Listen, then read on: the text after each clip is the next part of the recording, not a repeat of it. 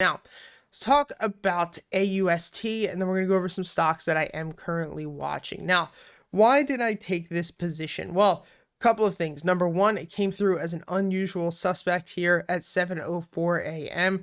Most of the time, I don't play those because they're very, very, very, very risky. Normally, there's something like an IPO, a penny stock, something, in my opinion, that is just too risky for me to trade. And I took a big, big, big trade in this. I don't ever really trade penny stocks. This is a penny stock. It's not actually pennies, but anything under $5 I consider a penny stock.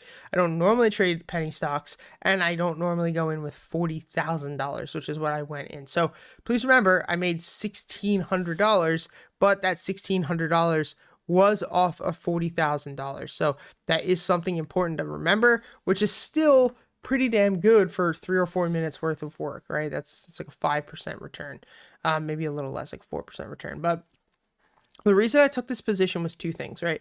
So number one, we had this big drop. It happened at 7 a.m. when that alert came through. We had this big drop. Stock was down significantly. And I saw that we were trading basically between this resistance intraday at about 388 and this support down here at about 362. And I noticed that as we came up here, we were squeezing basically from where we start to see this orange fire up here at about, this would be 12:12. So this would be about it's about 1 o'clock, or yeah, about 1:05. We start to squeeze. Then at about 2 o'clock, I see this one candle right here start to pop green and start to release. And this is when I initially called this out here. So you're gonna be able to see here, entry on AUST at 2:02 p.m. We had this first green push right here. So we have, I'll have to zoom in a little bit more for you guys. This will be a little easier to squeeze, but we have this first green entry right here.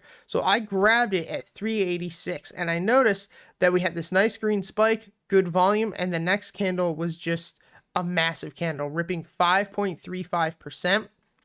Look at the big area of volume that came through. Then from there, we pushed all the way up. I sold at $4.08. So it ended up ripping another 4%, which for me would have been somewhere around $800 in just another 5 or 6 minutes. And I sold, caught it at a perfect time. Not the perfect time, because I actually would have ended up making another $800, but very, very happy with my trade. Rejected, pulled back down, tested, could not hold, and we dropped.